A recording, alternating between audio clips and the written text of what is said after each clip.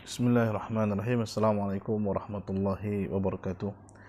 Innal hamdalillah nahmaduhu wa nusalli wa nusallimu ala rasulil karim wa ala alihi wa sahbihi man tabi'ahu bi ihsanin ila yaumil din. Amma ba'd. Alhamdulillah, pada bab yang ke-6 kita akan membincangkan berkaitan dengan konsep saadah.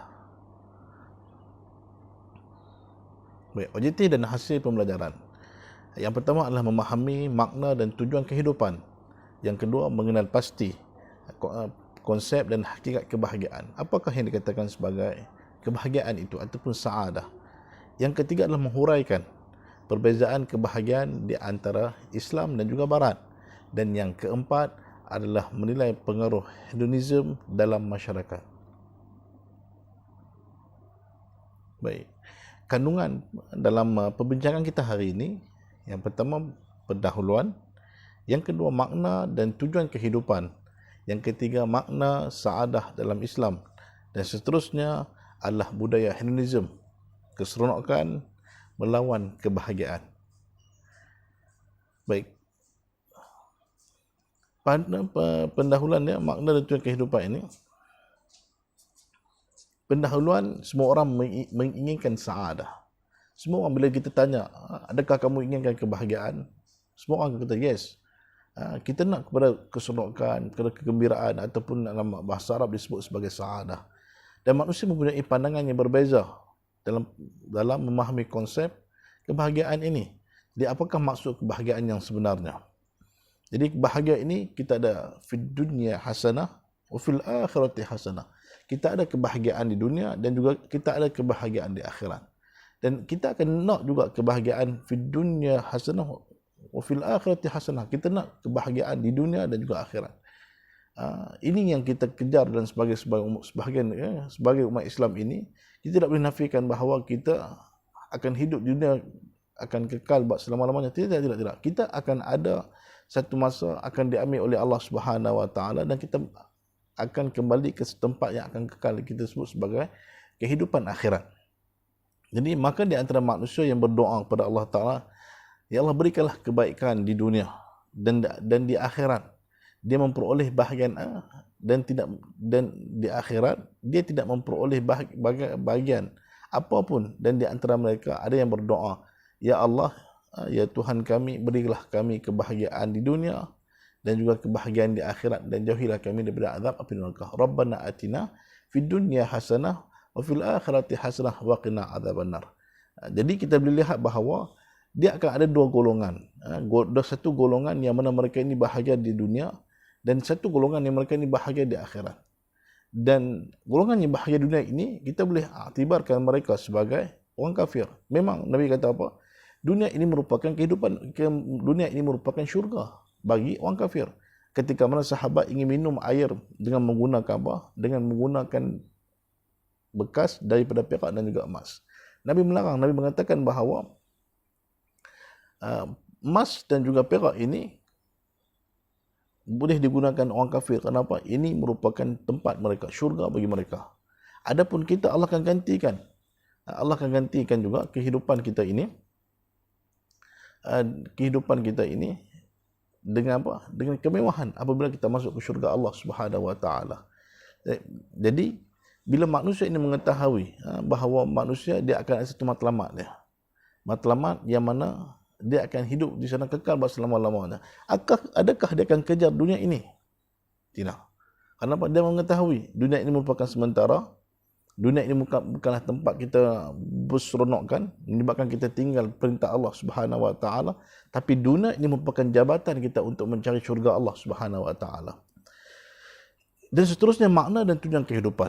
Sebagai hamba ini, wa ma khalaqtul jinna wal insa illa liya'budun. Tak kujadikan manusia dan juga jin ini melainkan beribadat pada Allah Ta'ala. Maka makna tujuan kehidupan kita, kita beribadat. Kita boleh lihat bagaimana kisah Sayyidatina Maryam. Apabila dia duduk dalam mihrab, dia ni melakukan amal ibadah kepada Allah Subhanahu Wa Ta'ala. Bagaimana Allah berikan kehidupan, kebahagiaan kepada Sayyidatina Maryam. Apabila Allah datangkan rezeki yang tak disangka-sangka. Bila ditanya bagaimana datangnya buah yang luar musimnya, maka dia huwa min indillah. Ini datang daripada Allah Taala. Walaupun kita kata, walaupun kita, dia tidak bekerja dan sebagainya, rezeki Allah ini boleh mengaturkan. Dia tidak berkahwin seperti Maryam, tapi Allah telah berikan rezeki anak kepada dia. Dengan kita dengan ibadat ini sebenarnya kita mengundang rezeki daripada Allah Subhanahu wa taala. Sebagai khalifah yang kedua, Allah telah jadikan Allah inni wal a'udzubillahi minasyaitonir rajim. Wa idz qala rabbuka lil malaikati inni ja'ilun fil ardi khalifah. Inni ja'ilun fil ardi khalifah. Allah telah jadikan manusia ini sebagai khalifah. Kenapa? Untuk mengatur alam ini, mentadbir alam ini, memakmurkan alam ini. Dengan makmur sebagai khalifah yang adil, khalifah yang melaksanakan perintah Allah, khalifah yang melakukan segala titah perintah Allah, khalifah yang mentadbir alam ini dengan penuh dengan penuh syukur dan takwa kepada Allah Subhanahu wa taala. Baik, makna sa'adah dalam Islam ini, kita sebut sa'adah dalam Islam ini, dari segi sudut bahasanya, sa'adah merupakan sa'adah yusa'idu as'adun, sangat bahagia, beruntung, tiada derita. Kemudian atau bukan kesengsaraan. Autonomi ni kesengsaraan, dia ni berlawanan, kesengsaraan, melarat. Kalau kita sebut sa'adah, lawannya hazinah, sedih. Ini ya berlawanan. Tapi disebut sebagai sa'adah itu satu benda yang beruntung atau berbahagia. Kemudian definisi kita boleh lihat di antara Imam Ghazali, Al-Farabi, Hasan Hanafi, Ibn Sina, Ibn Miskawih dan juga Ibn Bajah.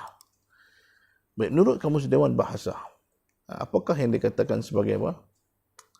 Keadaan hidup yang aman, damai serta gembira. Kesenangan hidup. Dari segi bahasa, happiness. Bahasa English ataupun bahasa Inggeris mengatakan happiness. Jadi kesimpulannya, kebahagiaan adalah perasaan dan keadaan tenteram, tenteram lahir dan batin, tanpa ada perasaan gelisah sedikit pun. Tak asal, walaupun kita kata dia ni miskin, anaknya ramai, hidupnya keadaan yang susah, tapi ada kebahagiaan dalam jiwa dia. Kenapa? Dia ni syukur Allah telah berikan dia macam keadaan macam ni pun dia bersyukur. Kenapa? Masih lagi diberikan nyawa, masih diberikan kesihatan yang elok, masih lagi ada tempat untuk berteduh. Ini dia rasa bersyukur. Tapi ada orang diberikan, kita kata apa, kita nampak sebagai dia ni bahagia. Kenapa? Kenderaan yang mewah, harta yang banyak, tapi jiwa dia tidak tenang, batin dia tak tenang. Nampak zahir ni tenang, kenapa? Lengkap kehidupan dia, tapi batin tidak tenang. Sebab apa? Penuh dengan hasad dengki. Dia tak nak orang berlawan dengan dia. Dia seorang yang paling hebat, dia berasa riak dan sebagainya. Okey.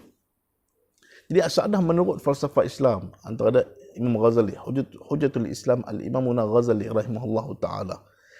Hakikat sa'adah merujuk kepada kebahagiaan yang tertinggi dan hakiki, hasil daripada keupayaan manusia memperoleh keutamaan akhlak dan kesucian jiwanya. Imam Ghazali kita faham bahawa dia merupakan orang yang mementingkan kebersihan batiniyah ataupun kesucian dalaman, tazkiyatun nufus ni. Kebahagiaan hanya terletak kepada jiwa, dapat diperoleh melalui pengenalan terhadap dirinya sendiri, Allah, dunia dan juga akhirat. Ini yang dikatakan sebagai apa? Kebahagiaan. Dan kemudian kebahagiaan jiwa yang tertinggi atau kemuncak kebahagiaan pada manusia jika ia mampu mengenal Tuhan, ma'rifatullah. Ini satu benda yang sangat penting apabila dia mengenal Allah Subhanahu wa taala. Kalau manusia itu dia mempunyai kemewahan seperti Haman, Qarun, Firaun, dia tidak mengenal Allah sehingga dia boleh mengaku, sebagai contoh kita kata Firaun, dia mengaku diri dia sebagai Tuhan. Adakah dia akan dapat kebahagiaan? Dia tak akan dapat kebahagiaan. Dia rasa ada orang nak berlawan dia, sehingga dia sanggup bunuh. Dia kata, aku bunuh apa? Wa idh qala rabbuka wa in najaynakum min ali fir'auna yasumunakum su'ul 'adzabi yudhabbihuna abna'akum wa yastahyuna nisa'akum. Bagaimana dia menyuruh seluruh anak-anak Bani Adam ini, lelakinya dibunuh, kemudian wa yastahyuna nisa'akum, dan perempuan, anak-anak perempuan mereka dibiarkan hidup. Kenapa? Dia tidak ada kebahagiaan dalam diri dia. Dia menganggap bahawa akan ada orang yang mencabar kuasanya. Jadi dia tidak, itu kita kata apa? Ma'rifatullah. Apabila dia mengenal Allah Ta'ala, Allah akan campakkan dia kebahagiaan. Kemudian dengan mengenal Tuhannya, maka manusia seakan tidak lagi memerlukan apapun di dunia ni. Kenapa? Kebahagiaan jiwanya telah mencukupi. Dia tu cukup. Apa yang aku miliki ni, Alhamdulillah. Dia rasa tak perlu dah. Tak perlu dah nak berlawanan, ataupun nak meminta-minta lebih daripada apa yang dia miliki. Jadi Alhamdulillah, para pelajar, Ustaz harap kamu, antum semua kena ada sifat kebahagiaan ni. Kena ada, bila kebahagiaan ini merupakan lambang syukur kamu kepada Allah Subhanahu Wa Taala sebenarnya. Jadi manusia, kalau kita kata mereka ini tidak mempunyai kebahagiaan, maka mereka sebenarnya tidak bersyukur pada Allah Subhanahu Wa Taala. Baik. Kata Miss Kaweh, dia kata kebahagiaan berdasarkan dua bentuk. Yang pertama, disebut materi ataupun badan, yang berada pada tahap yang rendah, yang tidak abadi atau bersifat sementara. Manakala kebahagiaan jiwa merupakan kebahagiaan yang sempurna, mengantar manusia menuju darjat malaikat. Ini kata Miss Kaweh. Kemudian dia pula as-sa'adah dalam Al-Quran disebut firman Allah Subhanahu Wa Taala surah Al-Hud ayat 108. Pada masa datangnya ayat 105. Pada masa datangnya hari kiamat itu tiadalah seorang pun dapat berkata-kata untuk membela dirinya atau memohon pertolongan melainkan dengan izin Allah Subhanahu Wa Taala. Maka di antara mereka yang celaka dan ada pula yang berbahagia. Ketika mereka datang menghadap Allah Ta'ala di akhirat kelak, ada dua golongan. Seorang golongan yang mana apabila diutuskan mereka ni kitab biyami ni, mereka bahagia. Allah Ta'ala berikan kitab apa? Berikan kitab amalan mereka di sebelah kanan, mereka rasa bahagia. Kenapa? Mereka pasti dah akan menuju alam yang akan selamat mereka, ataupun akan menuju tempat yang bahagia, iaitu syurga Allah Ta'ala. Apabila diterimanya kitab di sebelah kiri, mereka akan rasa berduka cita. Kenapa? Ke depan mereka akan menempah neraka Allah Ta'ala. Wa'iyadzubillah. Ayat ni ke-8. Ayat 108. Adapun orang-orang yang berbahagia disebabkan imannya dan taatnya, maka di dalam syurga lah tempatnya. Orang yang beriman, maka balasan syurga. Mereka kekal di dalamnya selagi ada langit dan bumi, kecuali apa yang dikehendaki oleh Tuhanmu sebagai pemberian nikmat yang tidak putus-putus. Baik, ada dalam hadis Rasulullah SAW bersabda, 4 tanda kebahagiaan ialah isteri yang solehah, tempat tinggal yang luas, jiran yang soleh, dan kenderaan yang elok. Manakala 4 tanda kedukaan adalah jiran yang buruk, isteri yang buruk, tempat tinggal yang sempit, dan kenderaan yang buruk. 4 tanda kebahagiaan ini Allah berikan isteri Masya Allah yang taat, yang cantik. Kemudian yang pula Allah berikan tempat tinggal yang luas, rumah macam banglo, 4 tingkat, swimming pool lagi. Allah, sampai tak perlu kita berenang, belah ikan pula dalam tu. Seronok, bahagia. Allah berikan kita padang kita ni, so padang bola ni punya luas. Kemudiannya pula Allah berikan kita kenderaan. Ini kenderaan pun naik sampai traffic light mati enjin, kena tolak pula ke tepi. Dah, ni kenderaan yang elok, selesa daripada kita kata Terengganu ni nak balik ke Pulau Pinang. Balik Pulau Pinang ni tak ada masalah, pinggang pun tak ada sakit sebab apa? Kenderaan sedap, selesa. Ni tak sampai atas Bukit Kerik, sagi temperature naik lah apalah kan. Nak beritahu apa? Ini tanda kebahagiaan. Di antaranya 4, isteri yang soleh, tempat tinggal yang luas, kenderaan yang elok, dan juga jiran yang baik. Ini jiran yang penting. Jiran ini sangat penting. Kalau kita duduk satu tempat, satu taman perumahan, contohnya kiri kanan jiran ni duduk makan hamun kita, belau pula binatang yang boleh mendatangkan bising dan sebagainya, kita boleh duduk tak? Tak boleh duduk. Tapi kalau jiran yang faham hak-hak jiran, dia tahu kata, okey sampah dia, ni tempat sampah dia. Okey parking dia, okey ni parking dia. Okey binatang yang dia boleh belah, okey dia akan belah binatang tersebut. Kalau tak boleh belah, dia hormat jiran dia, kita akan buat macam tu. hidup akan apa? Akan harmoni. Ni jiran kata, okey, hang ni bising sangat. Tak, dia lagi bising. Maka macam mana nak hidup? Ni kita kata itu kebahagiaan apabila dapat jiran yang soleh. Okey. Kemudiannya pula, apabila ditanya tentang kebahagiaan, Rasulullah SAW menjawab, menyatakan kebahagiaan maksudnya, kebahagiaan sebenar adalah panjang umur dalam melakukan ketaatan kepada Allah Subhanahu Wa Taala. Para pelajar sekalian, bila kita lihat di sini menunjukkan bahawa apa?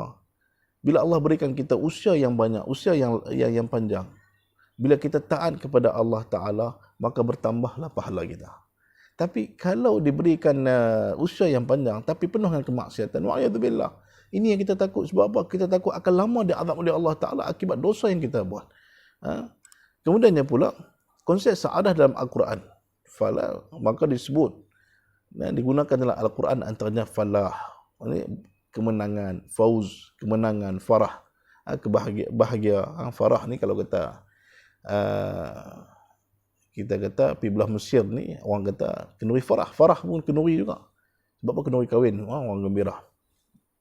Surur, kebahagiaan, busyra, khabar gembira, tuba, kebahagiaan, taib, hasanah, salam, sakinah, barakah. Ini membawa masuk kepada apa? Kebahagiaan. Di tingkat jiwa manusia ni. Okey. Manusia ni tingkat jiwa manusia amaratu bisu. Manusia ni mula-mula dia suruh buat benda jahat. Mula-mula manusia ni dia nafsu manusia ni. Tingkat manusia ni lah amaratu bisu. Suruh buat benda tak apa nak elok. Kalau kata bulan puasa nak berzikir, dia kata hang berzikir apa? Hang nyanyi bagus, dia kata. Kan? Lepas itu pula habis kata okey, dia pun dah pergi mengaji apa semua, dia kata benda yang tak boleh bercakap ketika bulan puasa ni, contoh ketika bulan puasa ni adalah cakap benda yang lagwi. Maka dia pun tinggal. Lepas itu banyakkan baca Al-Quran, banyak berzikir. Lalu tingkat nafsu dia ke lawamah. Dia pun seronok buat ibadat. Dia tak nak, dia tinggal lagi benda-benda yang lara. Dia pakai pun pakaian yang menutup aurat yang sempurna. Dia tinggal ada benda-benda yang menghiaskan diri dia, tabarruj ni, sehingga mana kita kata boleh menarik perhatian. Maka bila keadaan itu mendorong diri dia ni taat kepada Allah Ta'ala, yang bisa mengatakan bertakwa pada Allah Ta'ala, yang bersungguh-sungguh akan kepada ke tahap mutmainnah. Maka disitulah Allah sebut, irja'i ila rabbika radiyatan mardiyah fadkhuli fi ibadi wadkhuli jannati. Bila ke tahap mutmainnah ini, ya ayatuhan nafsun mutmainnah farja'i ila rabbika radiyatan mardiyah fadkhuli fi ibadi wadkhuli jannati. Kamu akan masuk buat selama-lamanya, masuklah syurga Allah Subhanahu wa taala. Kenapa? Dia Allah telah redha dah, dan dia juga meredai Allah Subhanahu wa taala. Kemudian yang pula dari segi sudut bahasa ni, segi sudut yang kita kata nafsu, ke tahap nafsu mutmainnah. Baik, nafsu mutmainnah, nafsu yang pertama ni, maksudnya kita dah sampai daripada amaratu bisu, lawamah, ke mutmainnah. Maka mutmainnah ini memiliki keyakinan yang tidak tergoyah terhadap kebenaran, memiliki rasa aman, terbebas dari rasa takut dan sedih di dunia dan juga akhirat. Hati tenteram, kenapa? Terlalu ingat kepada Allah Subhanahu wa taala. Okey, ini mutmainnah. Antara sifat yang telah mencapai ke tingkat mutmainnah di hatinya, selalu tenteram. Kenapa? Ingat kepada Allah Subhanahu wa taala, yakin pada apa yang diyakini sebagai kebenaran, tidak mengalami konflik batin dan tidak merasa cemas dan tidak pula takut. Lawamah ini macam mana? Lawamah ini menurut Imam Ghazali, nafsu ini belum memiliki ketetapan lagi, masih goyah lagi, tak pun nak kukuh lagi. Dia kata yakinkan dengan perintah Allah, tak apa nak yakin dengan hukum Allah Ta'ala ni, takut kita tak boleh nak duduk ni. Sebab apa? Nampak zalim sangat hukum Allah. Kena curi potong tangan ke? Jadi bila keadaan macam tu, apa yang berlaku? Menyebabkan manusia ini dia akan rasa tidak ada keyakinan dia. Kemudian nafsu amaratu bisu ni, nafsu yang paling rendah lah, itu masih lagi nak kepada kemaksiatan. Baik. Kemudiannya pula, indikator kebahagiaan menurut Al-Quran dan juga hadis.